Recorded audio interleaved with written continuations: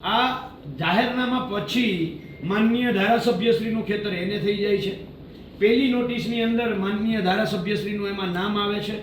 ત્યાર પછી એને થઈ ગયા પછી 22 જણામાંથી 21 જણાને બોલાવવામાં આવે છે અને ધારાસભ્યશ્રી સાથે અલગ મીટિંગ કરવામાં આવે છે અને પાછું એનું નોટિંગ કરવામાં આવે છે કે ધારાસભ્યશ્રી સાથે ચર્ચા કર્યા પછી આ સુરેન્દ્રનગર કલેક્ટરની વાત કરું છું એટલે તમે વધારે ટેન્શન ના લ્યો, બરાબર છે। એ ચર્ચા કર્યા પછી બરાબર છે એના ખેતરમાંથી આ થાંભલો જે અહીંયા ધારાસભ્યનું ખેતર આવતું હતું ત્યાંથી આખી બી લાઈનની પથારી ફેરવી દે છે।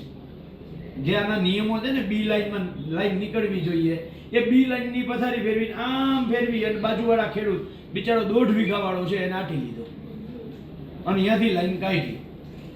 હવે મારો સવાલ આપને એ છે કે અહીંયા ધારાસભ્ય હતા એટલે એના ખેતરમાં લાઈન પડી છે, અહીંયા ભાણજીભાઈ સામાન્ય માણસ છે એના ખેતરમાં લાઈન ફરશે કે નહીં? હા તમારે એક ભાણજીભાઈ તમારે બોલવાનું ખાલી ભાણજીભાઈ છે સામાન્ય ખેડૂત છે, ધારાસભ્ય તો છે નહીં, બરાબર છે। તો હવે એના ખેતરમાં લાઈન આવે છે, આ લાઈન ફરશે કે નહીં ફરે એ મને કહો।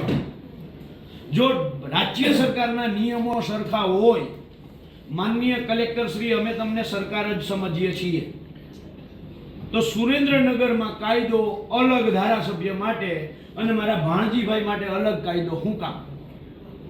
આ લાઈન ફરવી જોઈએ, ભાણજીભાઈના ખેતરમાં લાઈન ન આવવી જોઈએ અને ભાણજીભાઈના ખેતરમાં લાઈન નાખવી હોય તો તમારા ઉર્જા મંત્રીને કયો પેલા પ્રકાશ વરમોરાના ખેતરમાં લાઈન નાખે। એનું ખેતર બિનખેતી થવાને પાત્ર જ નથી, રિવિઝનમાં લે। એનું ખેતર બિનખેતી થવાને પાત્ર જ નથી, જાહેરનામું આવી ગયા પછી અને થયું છે અને આનું ખેતર તો જાહેરનામા પહેલા બિનખેતી થયેલું છે। સરકારનો નિયમ બધા માટે સમાન હોય છે। સરકાર એટલું પારદર્શિકતાથી કામ કરતી હોય છે। ઘણા લોકો સસ્તી પ્રસિદ્ધિ માટે, પોતાના અંગત એજન્ડા માટે ગુજરાતનું અને મોરબી આવી અને મોરબીનું વાતાવરણ દોડવા માટે કોઈ ધડ માથા વગરની વાત કરી અને વિષયને જુદી રીતે મૂકતા હોય છે। મેં પણ વિડીયો જોયો। હવે વિડીયોમાં એવું કહે છે કે ધારાસભ્યએ એની જમીન બિનખેતી કરી નાખી અને પછી પાવર ગ્રીડની લાઈન હતી એની નોટિસ બંધ થઈ ગઈ। અરે પાવર ગ્રીડ કેન્દ્રની કંપની છે, વિકાસનું એટલું શ્રેષ્ઠ કાર્ય થઈ રહ્યું છે ત્યારે પાવર ગ્રીડની લાઈનો બધી જગ્યાએ નીકળતી હોય અને એના ભાગરૂપે ગમે એના ખેડૂતોમાં નીકળે તો ખેડૂત રહ્યો ભાજપ કોંગ્રેસનો ન હોય, ગુજરાતનો જ હોય। મારી પણ જમીન છે, મારી જમીનમાં 31/5 બધા ખેડૂતો 21 ખેડૂતોને નોટિસ આપી, એ પૈકીની મને પણ નોટિસ મળી છે। એ એવું કે પાવર ગ્રીડે 20ને નોટિસ આપી ને ધારાસભ્યને આપી એટલે ધારાસભ્યને નોટિસ મળે। અને બીજું હવે હું તમને સરકાર એટલી ટ્રાન્સપરન્સીથી કામ કરી રહી છે। આજે કોઈ ખેડૂતની જમીનમાંથી લાઈન નીકળે તો એ લાઈનની નીચે તમે બાંધકામ ન કરી શકતા હોય, બાકીની જમીનને તમે બિનખેતી કરી શકો, તમે એનો બધો ઉપયોગ કરી શકો। આ ખેડૂતને ગુમરાહ કરવાની વાત છે। લાઈન નીકળવાથી હું ખેડૂત મિત્રોને કહું છું કે આપણા ખેતરમાંથી લાઈન નીકળે તો લાઈન પૂરતી જ જમીન મૂકવાની હોય છે, બાકીની જમીનને તમે બિનખેતી કરી શકો, એનો બધો ઉપયોગ કરી શકો। મારી જગ્યામાં મકાનો રોડ ટચની જગ્યા છે, આમાં મકાનના કામ ચાલુ બની રહ્યા છે અને મારા ખેતરમાંથી જ લાઈન નીકળવાની છે અને આ લાઈનનો કંઈ બીજો વિષય નથી। અચ્છા, મોરબીના ખેડૂતો રહ્યા જેને બીજાને ભરમાવે કે તમારું બિનખેતી છે અને સરકાર લાઈન કાઢે, એટલે સરકારને જરૂર પડે ત્યારે સરકાર ગમે ત્યાંથી લાઈન કાઢતી હોય છે।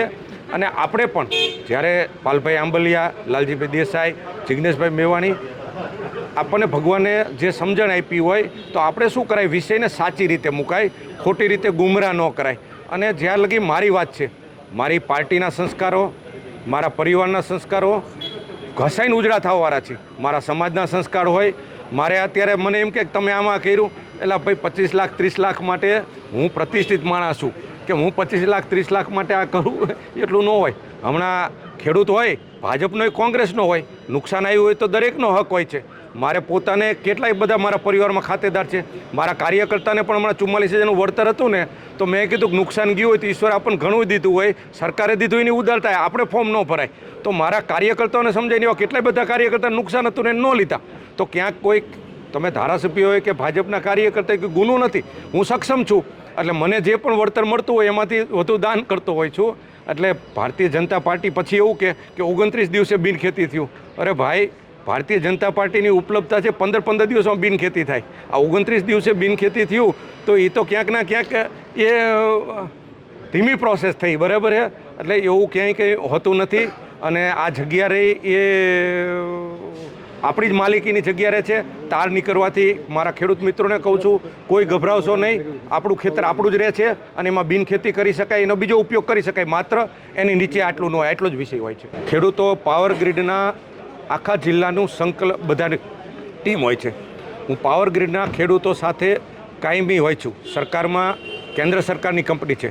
પાવર ગ્રીડના અધિકારીઓ સાથે પણ હું મિટિંગ કરીને કહેતો હોઉં છું કે એક ખેડૂતની જમીનમાંથી જ્યારે વીજ થાર નીકળે ને, આપણે ખેડૂતની જમીનમાંથી હાઈવે નીકળે ને, તો એની જમીનની કિંમત વધતી હોય. એટલે એને એકવાર ઓછું વળતર મળે ને તો ચાલે.